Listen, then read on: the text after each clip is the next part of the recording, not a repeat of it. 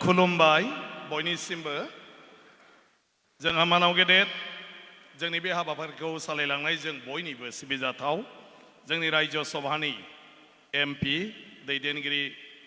मानाव गेदेर मुस्रि रोनगोरा नार्जारी जोंनि गेजेराव जौस्राङाव जिरायनाय जों बयनिबो सिबिजाथाव जोंनि बर' थुनलाइ आफादनि मानाव गेदेर आफादगिरि मुस्रि सुरत नार्जारी जोंनि गेजेराव बेवहायनो जौस्राङाव थानाय जों बयनिबो सिबिजाथाव जोंनि दुलाराय बर' फरायसा आफादनि आफादगिरि मानाव गेदेर मुस्रि दिपेन बर' आरो जोंहा दासो जोंनि गेजेरनिफ्राय बिदाय लालांनाय जोंनि भारतनि एक्सटार्नेल एफेयार्स बिनि MOS जोंनि बयनिबो आंगो मुस्रि पवित्र मार्घेरिटा जोंनि बयनिबो सिबिजाथाव जोंनि बयनिबो आंगो जोंनि बड'लेण्डनि चिफ मानाव गेदेर मुस्रि प्रमद बर' बिथाङा दा मन्थ्रिजों दङ जोंनि आलासिया सफैखाबाय मानाव गेदेर जयलराम बिथाङा आरो बेवहाय नुजाथिबावनो हानाय आंनि सिबिजाथाव जोंनि गुबुन गुबुन आफादनि मानाव गेदेर आफादगिरि गाहाय नेहाथारि गुबुन गुबुन बिबानगिरि नोंथांमोन जोंनि मानाव गेदेर अफिसार नोंथांमोन जोंनि दाब दाब जायगानिफ्राय फैनाय जोंनि मानाव गेदेर बे महोत्सवआव बाहागो लाफैनाय आंनि सिबिजाथाव रायजो राजा नोंथांमोन गिबियावनो आं दुलाराय बर' फरायसा आफाद बर' थुनलाइ आफाद दुलाराय बर' हारिमु आफाद आरो गान्धी साहित्य सभानि गासै दैदेनगिरि आरो गासै मावथि बिथांमोनखौ गोसो गोरबोनिफ्राय साबायखर बावदों बे बेसेबांबा ओंथि गोनां बेसेबांबा गिदिर बे बड'लेण्ड महोत्सबखौ बेवहाय खुंनानै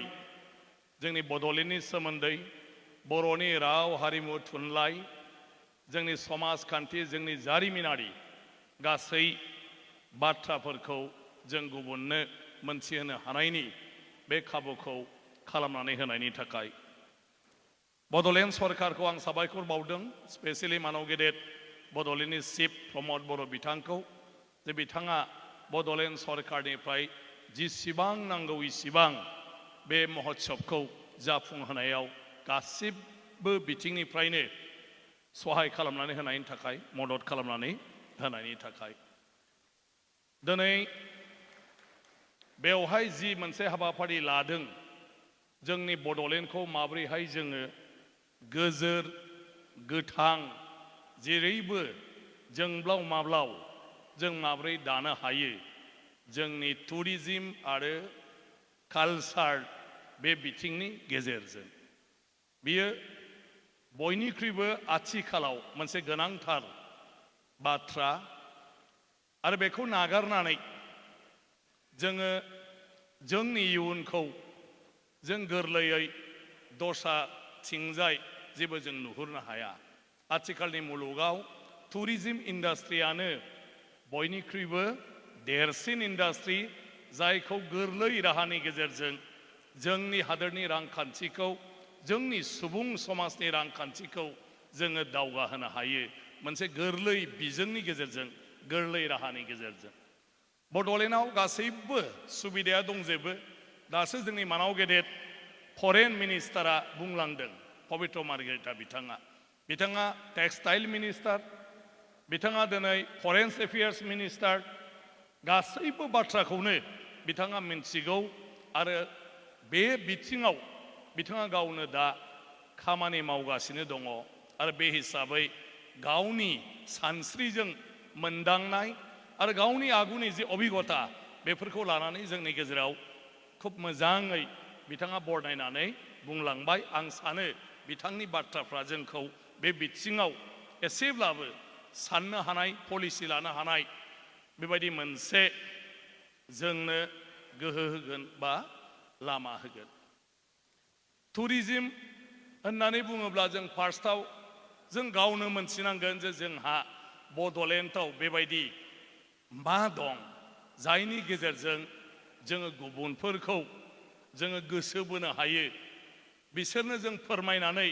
बिसोरखौ बिथिं बोबोनो हायो, बिसोरखौ बेवहाय नायफैहोनो हायो, बिसोरखौ बेवहाय फैनानै बेफोरखौ उपभोग खालामहोनो हायो। बे जोंनि बिबान, जोंनि सुजुगफोरखौ मा दं बेखौ जोङो नायगिरनांगोन। आरो मोनसेया जाहैबाय मानसिफ्रा मा लुबैयो, मा हास्थायो, जिउआव माबायदि लुबैयो, बिसोरनि बेफोर लुबैनाय हास्थायनायफोरखौ जोङो बड'लेण्डआव बानायनो हायो नामा, जायनि थाखाय बिथांमोनहा जोंनि बड'लेण्डआव फैयो, जोंनि बड'लेण्डआव बेरायफैयो। जों बेखौबो नायनो रोंनांगोन। मोननै, मोनसेया जोंहा मा दं, मोनसेया मानसिया मा लुबैयो, बिसोरनि लुबैनाय बायदि आबहावा, बिसोरनि लुबैनाय बायदि जोङो जेसेबां सुजुग सुबिदा जों बेफोरखौ बोरै दानानै होनो हायो। जोंनि बड'लेण्डआ दिनैनि दिनाव गुबुनफोरजों जेब्लायबो नोजोर होजानाय मोनसे फिसा हादाब। बे बड'लेण्डखौ दिनै भुटान सेरफाङाव थानाय बे फिसा जायगाखौ दिनै भारत हादरनि गासै मानसिफ्रानो मोनथिगौ। आरो भारतल' नङा, दिनै भारतनि बायहेरायावबो गोबां गुबुन हादरफ्राबो मोनथिगौ। बर'नि सोमोन्दै बयहाबो मोनथिनो हाबिलास दं। आरो दिनै बेनि जि मोनसे जोंनि हाबाफारि बड'लेण्ड महोत्सब, बेनि गेजेरजों जिखिनि बाथ्राफोरखौ आरो दिनै मोनथिनो मोनदों, बेखौ लानानैबो बर'नि सोमोन्दै मोनथिनो आरो बयबो नाजागोन, बड'लेण्ड सोमोन्दै मोनथिनो बयबो नाजागोन। दा बेखौ जों माब्रै खाबु खालामनानै जोंनि बेफोरखौ नायहैनो हानाय, मोनथिनो हानाय जों खालामनो, बिनि थाखाय जोंनि बड'लेण्ड सरकाराबो बिबान लानांगोन, रायजो राजायाबो बिबान लानांगोन। टुरिज्मनि सेक्टरखौ जों डेभेलप खालामनांगौब्ला जोङो टुरिस्ट फ्रेन्डलि जानो हानांगोन।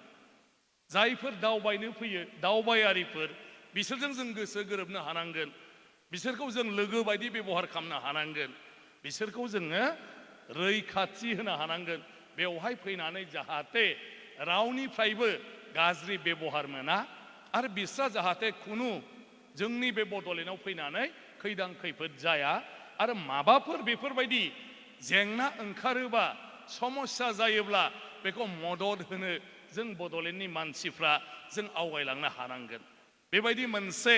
आबहावा जुदि जों दानानै लानो हायो, अब्ला जोङो टुरिज्मनि बिथिङाव जों गोबां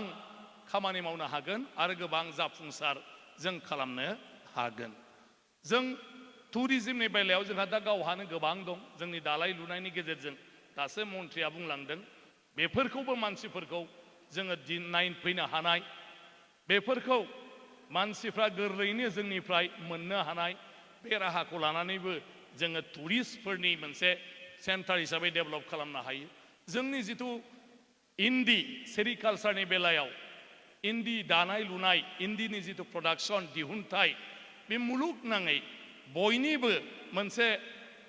हास्थायजानाय आरो बयनिख्रुइबो इम्परटेन्ट बेयो मोनसे जि, आरो बेखौ बयबो लुबैयो। गतिके बे इन्दि जिखौ जों माब्रैहाय बानायो, एम्फौ फिसिनायनिफ्राय लानानै, इन्दिनि आबादनिफ्राय लानानै, जोङो खुन्दुं दिहुननायनिफ्राय लानानै, जि दानायनिफ्राय लानानै, आगर आखाइनिफ्राय लानानै जोङो मोनसे बेखौ ओरैबायदि प्रजेक्ट खालामनो हायो, जाय प्रजेक्टखौ बुहुमनि मानसिफ्रानो नायफैयो। आंहा मोनसे एक्सपिरियेन्स दं। जोङो आसामाव इन्टारनेशनेल कमनवेल्थ पार्लियामेन्टारि एस'सिएशननि जोङो एग्जिकिउटिभ कमिटि जेला खुङो, अब्ला आङो जोंनि इन्टारनेशनेल जि डेलिगेट्सफोर फैदोंमोन कमनवेल्थ पार्लियामेन्टारि एस'सिएशननि, बेखौ बड'लेण्डआव लांदोंमोन, उदालगुरियाव आरो तामुलपुराव। आरो जेला बेवहाय लाङो, बिसोरखौ गामियाव लांनानै गामियाव एम्फौ फिसिनायखौ, गोरिब न'खरा, माहाजोनफ्राथ' एम्फौ फिया, गरिबासो फियो आरोखि, सबसे गरिब जोंनि गामियावनो लांदोंमोन आरोखि, न'आनो गैया। आरो बयनावबो नागिरबाय, बे गरिब न'खरनावसो एम्फौआ फिसिगासिनो दं आरो माहाजोनफ्रा फिसिया थानोनो न' गैया उन्दुनो न' गैया बेवहाय थांनानै बिसोरो नुहैबाय बेवहायनो ओंखाम संग्रा बेवहायनो उन्दुग्रा बिसिना आरो बे खनासेयावनो एम्फौआ फिसिगासिनो दङ बेवहाय माखासे एम्फौ गोरलै इन्दि बिलाइ जागासिनो दं माखासे एम्फौआ मोननानै एकदमबारे रिजार्भ लागासिनो दं आरो माखासेया फिथोब थैबाय ओरैबायदि गासिबखौबो दिन्थिनो हादों आरो दिनै बेखौ नुनानै बेखौ लानानै जेब्लायबो बिथांमोना जेरावनो लोगो मोनो बेवहाय बुंबाय थायो आरो बिसोरो बिनि थाखाय थाफैनो नागिरदों बेखौ सोलोंनो नागिरदों गावसिनावबो इन्डिया जागोन नामा बेखौ नायनो नागिरदों देग्लाय कमनवेल्थ पार्लियामेन्टारि एसोसिएशनाव जोंहा क्रिस्ट'फार कालिला होननाया चेयारमेन जाबाय चेयारपारसन बियो आफ्रिकानि जाम्बियानि दा बिथाङा दाख्लै आंनो मोनसे कन्डिसन होदों चेयारमेन जाखांनाय लोगो लोगो जे आं आसामाव बे 6 दाननि गेजेरावनो थांथारगोन आरो आंनि थांनाय पारपासा जाहैबाय इन्दि एम्फौ इन्दि जि आरो सासेबाव आफ्रिकानिनो बेबो एमपि आंखौ बिराद गाज्रि मोनलायनानै थाबाय माने गावसोरनो इनभाइटेसन हरैनि थाखाय इनभाइटेसन हराबा बिसोरो फैनो मोना हगार हरा ओंखायनो दाख्लै आं बेनोबो खोथा होबोबाय जे बिसोर आफ्रिकानि मानसिफ्रा बिराद माने इन्टारेस्ट होदों दा इन्दिखौ बोरै दिहुनो एम्फौ फिसिनायनिफ्राय लानानै बिसोरो सोलोंफैनो गोसो नायफैनो गोसो आरो आं सानो बे 3-4 दाननि गेजेराव बिथांमोना अलरेडि फैगोन खोथा होदों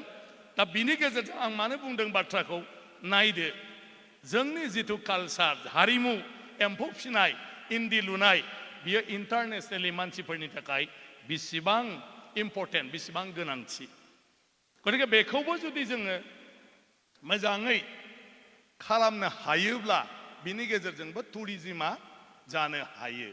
बाखि जोंनि मोसानाय मुसुरनाय बेफोरथ' दं कालचाराव जों जुदि गोबां हादोर जुदि जों बेरायो जों नुयो जे बिसोरनाव गावसिनि लकेल कालचारफोरखौ दिन्थिनायनि मा राहा दं दा जोंहा जुदि क'क्राझाराव सानफ्रोमबो इभिनिंआव आं जेलाबो होनबाय थायो जे 1 घन्टा बा 2 घन्टानि जेब्लायबो जुदि कालचार प्रग्राम जायो अब्ला क'क्राझाराव थांनाय मानसिफ्रा बायह्रानि जालायलायनो नाङा डमेस्टिक आसामनिब्लाबो बेंगलनिब्लाबो बा जायखिजाया थांनाय मानसियानो क'क्राझाराव बेरायोबा मोना समाव बे कालचार प्रग्रामखौ नायगोन जेराव बागुरुम्बा नुगोन जेराव बारदै सिख्ला नुगोन जेराव रोनसोन्द्रि नुगोन जेराव फिसा फिसा बर'नि माबा मोनसे हारिमु जेराव फिसा मोनसे ड्रामाटिक जों कालचार माने प्रग्राम जों बानायगोन आरो बेखौ मानसिफ्रा नायगोन दा बेफोर सिम्पल बुस्थुफोरखौ जों खालामनो हायो दा जोंनाव समस्या मा जायो मानसिफ्रा थांबाय क'क्राझाराव बा थांबाय अदालगुरियाव भैरबकुन्द'आव आरो भैरबकुन्द'खौ नायनानै बेरायनानै हाबा दखानाव ओंखाम बोथिसे जाबाय जोब्बाय मा खालामनो दा मानसिफ्रा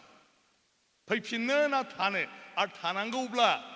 अदालगुरियावथ' माबा मोनसे थानांगोन मानसिफ्रा नायनो हानाय कालचारबाबो थानांगोन दानाय लुनायबाबो थानांगोन माबा मोनसेबाबो थानांगोन जेखौ मानसिफ्रा नायनानै समखौ खाथायनो हायो बेबायदि माखासे खामानिफोरखौ जोङो थाखानायखौनो लानानै मावोब्ला टुरिजिमनि सेक्टराव जोंहा डेभेलप जायो आरो जोंनि कालचार होननानै बुङोब्ला मोसानाय मुसुरनायल' नङा गासिबो मावनाय दांनाय बेफोरनो जोंखौ मदद होनो हायो जोंनि रांखान्थियारि बिथिङाव दा लासै लासै जोङो माब्रैहाय माने एन्टारप्रेनार्सफोरखौ बारायनो हायो जोङो भलन्टियारलिल' नाजालायबाय थायो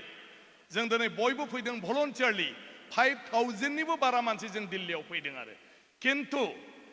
जोंनाव 5000नि गेजेराव जुदि 1000आ सिनि थफ्ला लानानै फैयोमोनब्ला ना गोरान लानानै फैयोमोनब्ला नाफाम लानानै फैयोमोनब्ला नारजि लानानै फैयोमोनब्ला माबा मोनसे जुदि जों बेवहाय आरोबाव 100थासो जों जुदि स्टल होबावनायमोनब्ला बिनि गेजेरजों जोङो बांसिन प्रसार खालामबावनोबो हागौमोन आरो रां खामायनाय आरो मानसिफोरजों टाइ आप खालामनानै अर्डार लानानै बिसोरनो बुस्थुफोर साप्लाय हरनाय बेफोरखौ जों खालामनो हायोमोन आरो खिन्थु जोंनिया मा जाहैबाय गासिबो जों खामानि मावा जों सावरायलायबायल' थायो दा ओंखायनो आंना खावलायनाया बेनो सावरायनायल' नङा जों दा खामानिबो मावलांनांसिगोन आरो इन्टारप्रेनारशिपआव जों बांसिन गुरुत्व होनांसिगोन दा टुरिजम जायगाखौ सरकारा डेभेलप खालामनो हाया सरकारा लामाल' बानायगोन कमिउनिकेसन नाथाय रेस्टुरेन्टखौथ' सोरबाया होनांगोन गेस्ट हाउसखौथ' सोरबाया लुनांगोन लजिंखौथ' सोरबा लुनांगोन लजफोरखौ जाहाथे टुरिस्टफ्रा बेवहाय थानो हायो सरकारा बिसिबां गेस्ट हाउस बानायनो सरकारा बिसिबां आइबि बानायनो बिसिबां मानसिफोरखौ जोङो फ्रिलि दोननो फालाय गतिके जों गाव गावनो बेफ्राव बाहागो लानांगोन आरो जोंनि जायगानि मानसिफोरखौ जों बेवहाय बाहागो लाहोनांगोन आरो जोंहा गोबां स्कप दं जेरावखि थाङा आरो दहाय बुंनाय बायदि भुटाना जोंजों नांजाबनानै दं दिनै आं भुटान खाथिनि मानसि तामुलपुरनि मानसि भुटानाव हार्डलि 1000सोल' मानसि दं जोंनि बर्डाराव 1000निफ्राय 1500 जाबावनायसो नङा खोमा हनै दं भुटाननि मानसिफोर जायगानि खिन्थु बिसिनाव खैथा हटेल दं जि हटेलानोखि 3 स्टार 5 स्टार स्टेन्डार्डनि बिसिनाव बिसिबां रेस्टुरेन्ट दं जाय रेस्टुरेन्टफ्रानोखि बिराद हाइ फाइ खिन्थु बेवहाय जों थांनानै बायनानैल' जाहैबाय थायो जों मालाबाबो भुटान बर्डार तामुलपुर साइडथिं मोनसे हटेल लुनो हायो जों रेस्टुरेन्ट बानायनो हायो जों माबा मोनसे टुरिस्टफोर थांनानै बेवहाय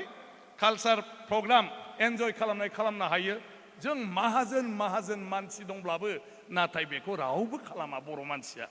बड'लेण्डनि मानसिया आरोखि खिन्थु भुटाना नाय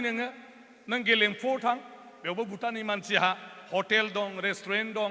बेफार बानिज्य सब खालामदों खिन्थु इन्डियानि मानसिफ्रानो बेवहाय थांगासिनो दं आरो बिनि गेजेरजों बिसोरो रेभिनिउ आर्न खालामगासिनो दं दा जोंनि मानसिकता